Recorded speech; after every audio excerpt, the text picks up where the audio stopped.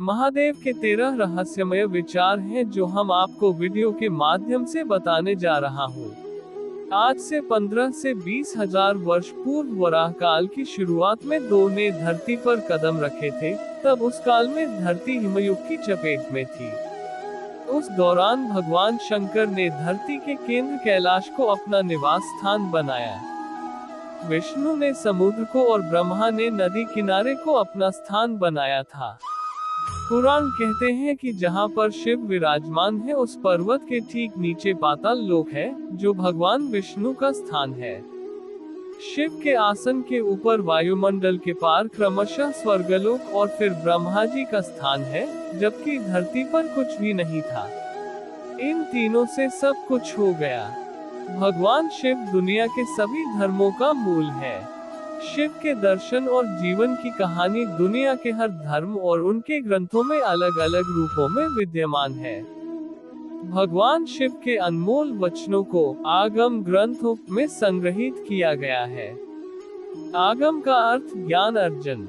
पारंपरिक रूप से शैव सिद्धांत में 28 आगम और 150 उपागम है। शिव पुराण, शिव संहिता, शिव सूत्र, महेश्वर सूत्र और विज्ञान भैरव तंत्र सहित अनेक ग्रंथों में अनमोल वचनों को संग्रहित करके रखा गया है। उनमें से ही कुछ अनमोल मोती है। पहला, शिव ने ही कहा था कि कल्पना ज्ञान से ज्यादा महत्वपूर्ण है। हम जैसी कल्पना और विचार करते हैं वैसे ही हो जाते हैं। सपना भी कल्पना है। शिव ने इस आधार पर ध्यान की 112 विधियों का विकास किया। अधिकतर लोग खुद के बारे में या दूसरों के बारे में बुरी कल्पनाएं या ख्याल करते रहते हैं। दुनिया में आज जो दहशत और अपराध का माहौल है उसमें सामूहिक रूप से की गई कल्पना का ज्यादा योगदान है। दूसरा, बदलाव के लिए जरूरी है ध्यान। आदमी को बदलाहट की प्रामाणिक विधि के बिना नहीं बदल सकते। मात्र उपदेश से कुछ नहीं बदलता। भगवान शिव ने अमरनाथ गुफा में माता पार्वती को मोक्ष की शिक्षा दी थी। पार्वती और शिव के बीच जो संवाद होता है उसे विज्ञान भैरव तंत्र में संग्रहित किया गया है। इसमें ध्यान की 112 विधियां संग्रहित है। तीसरा, शून्य में प्रवेश करो। विज्ञान भैरव तंत्र में शिव पार्वती जी से कहते हैं, आधारहीन शाश्वत निश्चल आकाश में प्रविष्ट हो। वह तुम्हारे भीतर ही है। चौथा, भगवान शिव कहते हैं, वामो मार्ग परमगहनो योगितम गम्य, अर्थात वाम मार्ग अत्यंत गहन है और योगियों के लिए भी अगम्य है मेरु तंत्र। भगवान शिव के योग को तंत्र या वामयोग कहते हैं। इसी की एक शाखा हठ योग की है। पांचवा, आदमी पशुवत है। मनुष्य में जब तक राग, द्वेष, ईर्ष्या, वैमनस्य, अपमान तथा हिंसा जैसी अनेक पाशविक वृत्तियां रहती हैं, तब तक वह पशुओं का ही हिस्सा है।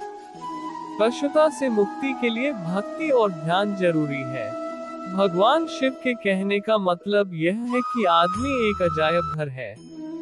आदमी कुछ इस तरह का पशु है जिसमें सभी तरह के पशु और पक्षियों की प्रवृत्तियां विद्यमान है। आदमी ठीक तरह से आदमी जैसा नहीं है।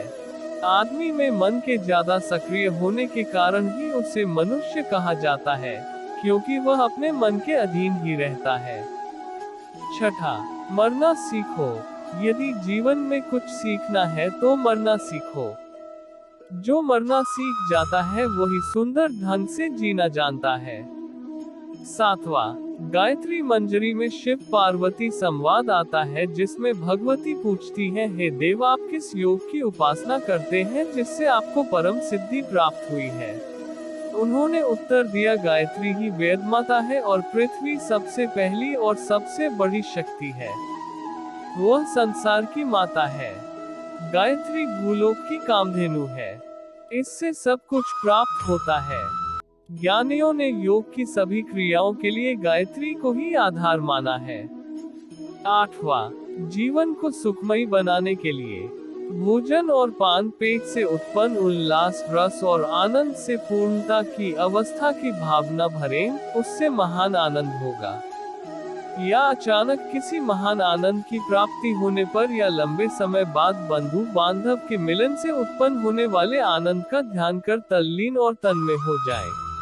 9वां, प्रकृति का सम्मान करो। प्रकृति हमें जीवन देने वाली है, इसका सम्मान करो। जो इसका अपमान करता है समझो मेरा अपमान करता है। 10वां, दुनिया का हर काम प्रकृति के नियमों और तरीकों से ही होता है, लेकिन अहंकार से ग्रसित लोग ऐसा मानते हैं कि सब कुछ वही कर रहे हैं। 11वां, अपनी तरफ देखो, न तो पीछे न आगे।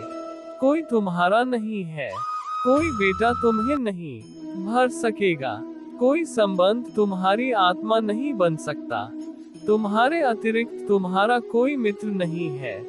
12वां, आत्मा चित है, कला आदि तत्वों का अविवेक ही माया है। मोह आवरण से युक्त को सिद्धियां तो फलित हो जाती है, लेकिन आत्मज्ञान नहीं होता है। स्थायी रूप से मोह जय होने पर सहज विद्या फलित होती है।